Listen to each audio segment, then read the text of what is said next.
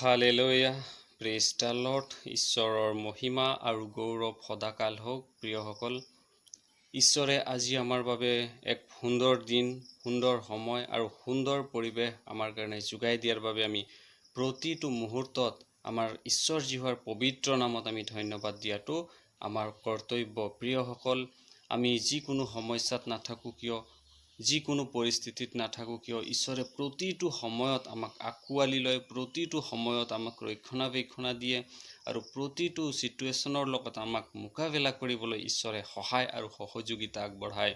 তাৰ বাবে আমি প্ৰতিটো মুহূৰ্তত তেওঁৰ সন্তান স্বৰূপে, তেওঁৰ দাস স্বৰূপে আৰু তেওঁৰ দাস স্বৰূপে আমি প্ৰতিটো মুহূৰ্তত তেওঁৰ প্ৰশংসা, গৌৰৱ আমি কৰি থকাটো প্ৰয়োজন।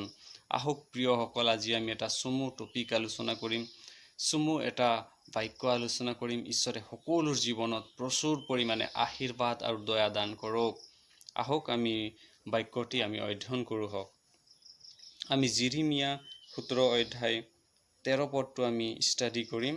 তাত এনেদৰে লিখা আছে, ইছৰাইলৰ আশাভূমি হে জিহুৱা, যিবোৰে তোমাক ত্যাগ কৰে সিহঁত সকলোৱে লজ্জিত হ'ব। যিবোৰে মোৰ পৰা আঁতৰি যায় সিহঁতৰ নাম মাটিত লিখা যাব, কিয়নো সিহঁতে জীৱিত জলৰ ভুমুক স্বৰূপ জিহুৱাক ত্যাগ কৰিলে। হালেলুয়া। ঈশ্বৰে এটা ডাঙৰ বাক্য আমাৰ কাৰণে যোগাই দিছে। প্ৰত্যেক ব্যক্তিৰ কাৰণে আজি এই বাক্যটি তেওঁ দিছে। প্ৰত্যেক মনুষ্যৰ কাৰণে এই বাক্যটি তেওঁ এই পবিত্ৰ শাস্ত্ৰত তেওঁ লিপিবদ্ধ হৈছে এই বাক্যটি।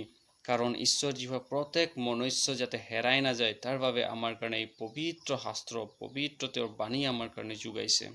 প্ৰিয়সকল, আজি সুন্দৰৰূপে ঈশ্বৰৰ বাক্যই আমাক উদগাইছে যে যিবিলাক জিহুৱাক ত্যাগ কৰিব, যিবিলাকে জিহুৱাৰ পৰা আঁতৰি যাব, সিহঁত সকলোৱে লজ্জিত হ'ব। হয় প্ৰিয়সকল, যিবিলাকে জিহুৱাৰ পৰা আঁতৰি যায় আৰু যিবিলাকে ঈশ্বৰ জিহুৱাক ত্যাগ কৰে, প্ৰভুক ত্যাগ কৰে, সিহঁত সকলোৱে লজ্জিত হ'ব আৰু সিহঁত সকলোৰে নাম মাটিত লিখা যাব বুলি কোৱা হৈছে। অৰ্থাৎ যিবিলাকে জিহুৱাক ত্যাগ কৰে, যিবিলাকে জিহুৱাৰ পৰা আঁতৰি যায়, তেওঁবিলাকৰ নাম জীৱন পুস্তকত নাথাকিব। প্ৰিয়সকল, তেওঁবিলাকৰ নাম মাটিত লিখা যাব। অৰ্থাৎ মাটিত যিবিলাক লিখা যায়, সেই সকলো ঢল আহিলে, সকলো বৰষুণত তিতি সেই সকলো নাইকিয়া হৈ যায়, সকলো মাটিৰ পৰা আঁতৰি যায়। ঠিক সেইদৰে আজি যিবিলাকৰ নাম জীৱন পুস্তকত থাকে, সেইবিলাক নাম কেতিয়াও লুপ্ত নহ'ব। ঈশ্বৰৰ লগত তেওঁবিলাকে সৰগৰ নিবাসী হ'ব পাৰিব। প্ৰিয়সকল, আৰু যিবিলাকৰ নাম সেই জীৱন পুস্তকত নাথাকে, অৰ্থাৎ তেওঁবিলাকৰ নাম মাটিত লিখা যাব বুলি কোৱা হৈছে, তেওঁবিলাক সকলো নৰকৰ নিবাসী।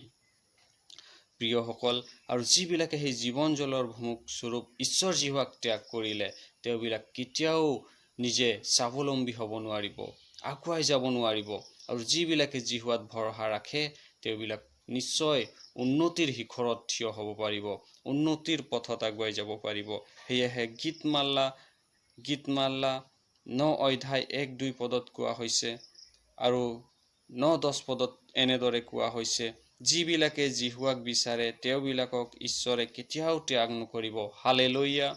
আজি ঈশ্বৰ জিহুৱাৰ বাক্যই সুন্দৰৰূপে আমাক কৈছে যে যিবিলাকে জিহুৱাক ত্যাগ কৰে আৰু যিবিলাকে তেওঁক বিচাৰে, ঈশ্বৰে তেওঁবিলাকক কেতিয়াও ত্যাগ নকৰিব। আজি যদি আমি বাইবেলত চাওঁ, দানিয়েলৰ বিষয়ে, তেওঁ ডাঙৰ ডাঙৰ পৰিস্থিতি, ডাঙৰ ডাঙৰ সমস্যাৰ তেওঁ মোকাবিলা কৰিছে আৰু তেওঁক সিংহৰ গাঁততো পেলোৱা হৈছে, তথাপি তেওঁ জিহুৱাক ত্যাগ কৰা নাই আৰু জিহুৱাইও তেওঁক ত্যাগ কৰা নাই। আমেন। আৰু আজি যদি আমি ঠিক সেইদৰে প্ৰতিটো সময়ত, প্ৰতিটো চিটুৱেশ্যনত আমি প্ৰাৰ্থনাৰে যদি আগুৱাই যাওঁ আৰু ঈশ্বৰত ভৰসা ৰাখি যদি আমি চলি যাওঁ, নিশ্চয় ঈশ্বৰে আমাক সকলো সমস্যাৰ পৰা, সকলো পৰিস্থিতিৰ পৰা ঈশ্বৰ জিহুৱাই আমাক উদ্ধাৰ দিব আৰু উদ্ধাৰ কৰি আমাক তেওঁ ধাৰ্মিকতাৰ পথত চলি যাবলৈ তেওঁ সহায় কৰিব।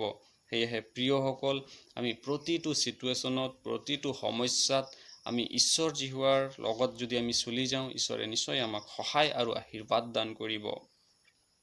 সেয়েহে আমি সেইটো পদে 3 অধ্যায় 5-6 পদত যদি চাওঁ, তাত সুন্দৰৰূপে আমাক ঈশ্বৰ জিহুৱাৰ বাক্যই আমাক উদগনি দিছে যে তোমাৰ সকলো কাৰ্যত তেওঁক স্বীকাৰ কৰা, তাতে তেওঁ তোমাৰ পথবোৰ সমান কৰিব। আমাৰ যিকোনো কাম থাকক, যিকোনো সমস্যা থাকক, যিকোনো পৰিস্থিতি থাকক, সেই সকলোত আমি সৰ্বপ্ৰথমে ঈশ্বৰ জীৱাক স্বীকাৰ কৰা প্ৰয়োজন। আৰু আমি যদি তেওঁত ভৰসা ৰাখিম আৰু তেওঁক যদি আমি বিচাৰিম, তো তেওঁ নিশ্চয় আমাৰ লগত থাকিব, আমাক সহায় কৰিব আৰু প্ৰতিটো চিটুৱেশ্যনৰ লগত আমাক মোকাবিলা কৰিবলৈ আৰু হাত সাৰিবলৈ তেওঁ আমাক সহায় কৰিব আৰু সকলো সমস্যাৰ পৰা তেওঁৱেই আমাক ৰক্ষা কৰিব।